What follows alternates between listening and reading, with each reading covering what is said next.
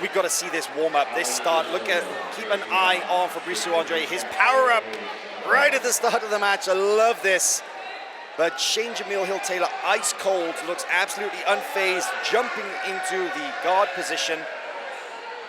You know, and I was about to say that this is Fabricio's biggest challenge, as in, like thinking about the idea that he may not have had tough challenges in this match. But then we go back to the idea that Caixinha was his first fight. You know, so he has proven himself a lot this weekend. You know, and so Already, this is another big challenge, of course. But interesting squatted position that he's in. Almost like the patented Mikey squat, just kind of chilling here. Let's talk a little bit about this bracket and how this is played out. This is a semi-final match. So Jamil Hill-Taylor, he had a win over Diego Sodre yesterday, his first match, and then he had a very close match earlier with Richard Nogueira, but that one ended with Nogueira being disqualified during a leg lock attempt for an illegal maneuver, whereas Fabricio Andrey, yes. 3 opponents so far, 3 very tough black belts. His first round, Osvaldo Caixinha submitted him with a choke from the back. His second match, João Mendes of Atos, submitted him with a choke from the back. His third match, Danilo Moreira, submitted him with a choke from the back. Fabricio Andrey, one of the most exciting talents in the featherweight division, and going up against an established black belt, a big name, a world champion in Jamil Hill-Taylor. This is his moment. This is an opportunity for him to announce to the world exactly who Fabricio Andrey is. Yeah, absolutely. In this position so far, just very, very calculated. Some big movements, but not anything that was enough to score. Look at that really deep lasso from Jamil Hill, from like he's laying on his side, shooting that lasso deep. But answering is Fabricio with his right foot to the back of Shane's hamstring to keep that lasso from coming in, but it does come in once again. This lasso guard, if you hadn't noticed, you can see the patch on Jamil Hill-Taylor's back, the Lasso Syndicate. This is the group that he has created, whereby you can learn some of Jamil's signature techniques. A noted technician, one of the best technicians out of the Team Lloyd Irving camp. Apparently he is, much like we were saying about Jonathan Grace at Antos, apparently Jamil Hill-Taylor is one of those guys. If you've got a technical problem, you go to Jamil and you say, Jamil, how do I fix this? He's got the answer.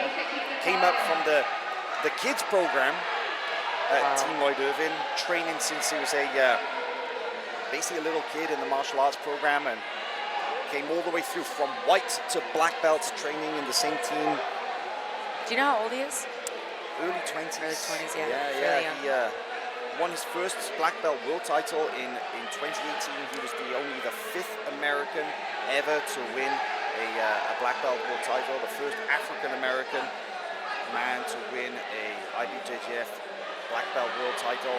Incredible achievement. But then since that 2018 World Championships, 2019 was not his year. He came close, lost in the finals of the Pan Championships, and was unable to capture gold at Worlds.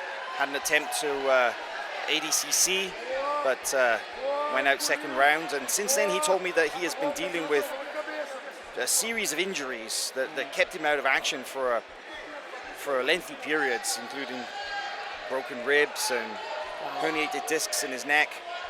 But now he says that he feels good, he feels healthy, and definitely looks it. Ready to go. Looks ready. Looks healthy, looks strong, has been nothing but dominant this entire competition, this entire tournament. Both of these gentlemen in the same boat. One thing that we haven't mentioned actually about Fabricio Andrey, Kendall, is that he's a teammate and a close friend and training partner of the phenomenon Mika Galvão. Of course, Mika Galvão had that incredible run at brown belt, very recently was promoted to black belts, had some standout moments as in both gi and no gi, one of the brightest prospects in the world. And hailing from Manaus, Manaus is one of the toughest cities in the world in terms of Jiu-Jitsu. They produce some really special competitors there in Brazil. Something in the water there for sure. I like seeing Fabricio nodding at his corner, shaking his head, not looking too worried. And he keeps going back to this, like I keep calling it the Mikey squat. He keeps going into this squatted position. The Mikey squat. I think everybody knows exactly what you mean when you say that. Yep. And nice huge pass attempt there from Andrey. Definitely will score him the advantage if he doesn't finish here, I would imagine. Putting his foot on the gas pedal here, looking to get around, looking to throw those legs across. The back is open, and we know he has such great back attacks from this turtle position. Is he going to be able to come up? But insisting on the pass instead. Oh, that sleeve grip saved Jamil Hill-Taylor then. What an amazing recovery from Jamil Hill-Taylor. I am very surprised not to see any advantages awarded for either the back or the pass. Not out of danger yet, though. Andrey is turning up the heat now. That lasso was preventing him from opening up, and now I sense that Andrey, he's found his rhythm, he's had a taste of what Jamil has, and you just saw then the tiniest opening, and he was all over it. And I think that's a big thing for confidence too, when you feel that shift in a match and you feel the edge and you found the path. Doesn't mean you're going to pass the guard necessarily. You don't really know what's going to happen in the match, of course, but that change in confidence really, really not only affects the person on the offense, but for the person being attacked, it's a tough blow to eat a lot of the time. And right back into the spider lasso that we've seen a lot of in the last few hours. Yeah, very common attack position here at Pans, and definitely one of the ones that Jamil favors. You know, I'm just thinking that intensity, that acceleration that Fabricio Andrey had. Look at the way he's stepping on the leg there to pin the leg of Jamil Hill-Taylor. That acceleration and that burst, that blitz that he put on Jamil. His ability to handle that and calmly recover guard. I think that's a sign that he's got such great training partners who put him under pressure in the room. And one of those that he actually indicated was the brown belt lightweight champion earlier this week, Elijah Dorsey, his teammate. And he said that me and Elijah, we go to war. You know, he's one of those guys who pushes me the most. And that kind of sequence right there, I imagine that he's been in those moments in the gym so many times that when Fabricio Andrey comes after him like that in the competition, he's like, I'm good. I know what to expect. I can deal with this. Yeah, absolutely. But I love to see the gas tank of Fabricio with that big acceleration, because now we know if there is another moment with, some space or some opening, he is not going to shy away from picking up the pace. Shaking his head here, nodding to his corner, looking very, very, very confident in this position.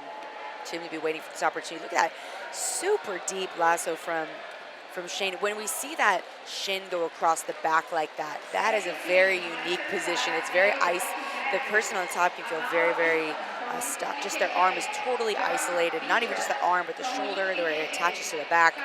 But now we're in a bit of a looser. Isn't it? It's so hard to remove yourself from that position. It looks, nice. I like the way that Jamil was putting the lasso between the legs then. Possibly looking to set up a sweep, but Fabricio Andrey, he seems to have the technical answers for the problems that Jamil Hill-Taylor is offering right now. Well, it's a very difficult position to deal on top, like we said, and a lot of the time, the top player will spend the majority of the time in these kind of matches just trying to unwind that spider lasso, right? You can't get a whole lot of passing going on until we start to unwind that guard.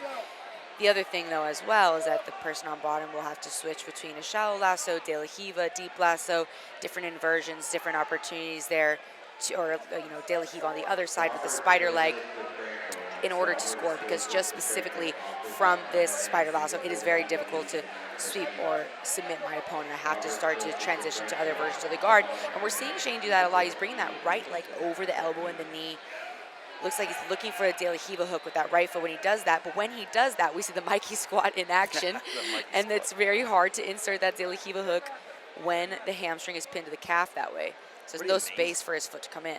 Pretty amazing. This match is still 0-0. No advantages scored either as well for that earlier attack sequence from Fabricio Andrey because of the grips and the control. And we have just over 1 minute left in this match. And I have to say, if this does go to a decision, probably going to favor Fabricio Andrey because of that acceleration and, like you say, that pressure that he put Jamil under. So Jamil, as calm as he is and as relaxed as he looks, I feel like he needs to make a big statement, because it's that old adage, isn't it? It's like the last thing that the judges see is what's freshest in their mind, and they remember the best. And when it comes to the decision, you want that big impression.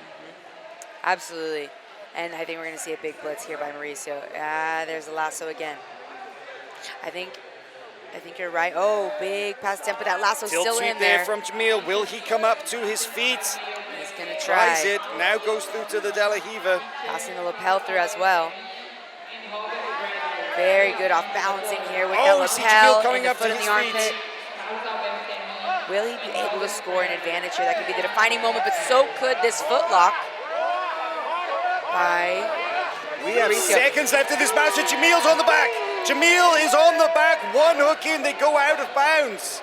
And he will, even if he does not get the back here, he will score an advantage for this one hook There in. are 4 seconds left in this match. A very tough restart right on the edge of bounds. We said that Jamil needed to make a statement right there at the edge of the mat, capturing the seatbelt, capturing the grip around the waist of Fabricio Andrey. He's got one hand in the back of the collar. Will try to get the second hook in. Very frustrating to see on Late to do Fabricio's so, face. but that He knew could what was be about to happen. it. It is. 0-0. Let's see what happens. Fabricio Andrey thinks that he's lost. You can see the look on Very his upset. face.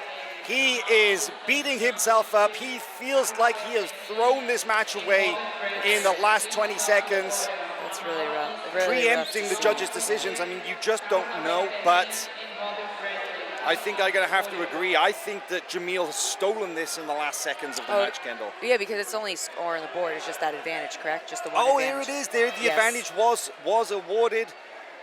Yeah, it's for the back because he had the one hook in, and there was only 4 seconds left, so he definitely had the advantage for the back. So very, very upset. It's hard to see athletes be so hard on themselves.